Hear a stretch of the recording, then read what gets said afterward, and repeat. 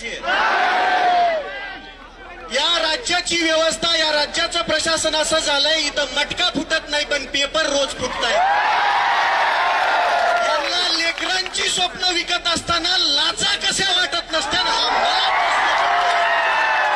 माझं लेकरू या शहरामध्ये येतं, हे शेतकऱ्याचं लेकरू आहे, पोटाला चिमटा काढतं, एका टायमाला जेवतं, पण अभ्यास अगदी मन लावून करतं आणि शेवटी परीक्षेच्या आदल्या दिवशी समजतं की पेपरच गळपटलाय.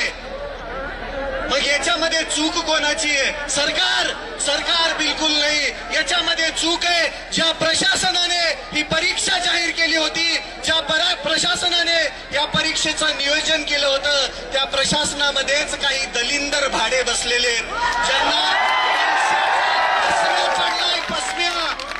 त्यांच्यावरती सगळ्यात पहिली कारवाई करून या दलिंदरांना जन्मठेपेची शिक्षा झाली पाहिजे. काय? जन्मठेपेची शिक्षा झाली पाहिजे. दुसरी विनंती इथल्या सरकारला आहे, इथला प्रत्येक आयोग हा बुजगावणं, सरकारचं बुजगावणं. या बुजगावण्यांना बाजूला सारून तुम्हीच काय करा माहितीये का? ते एमपीएससीचा आयोग आहे ना, तो बरखास्त करा आणि तुम्ही जे पेपर दुसऱ्याला देता का घ्यायला, त्यांनाच द्या की एकदाच. कशाला आमच्या उरावरती बसवले? एमपीएससी ची परीक्षा ऑफलाईन होत नाही तोपर्यंत हा विद्यार्थ्यांचा एल्गार असाच होणार. आज आयुक्त आले, उद्या क्रांती चौक असेल,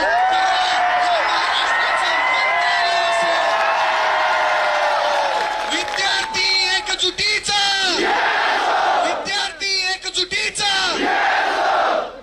ही आहे क्रांतीची जागा, छत्रपती संभाजीनगर. तुम्ही सर्व एवढ्या ताकदीनं इथं उपस्थित राहिलात. या सरकारच्या मनामध्ये धडकी भरायला वेळ लागणार नाही. ही एकजूट कायम ठेवूया आणि लढूया. जोपर्यंत न्याय भेटत नाही, जोपर्यंत आपला हक्क आपल्याला भेटत नाही. स्टेनोग्राफरची पदं यांनी गोठवली आहेत. त्या लेकरांची मागणी बऱ्याच दिवसापासून आहे.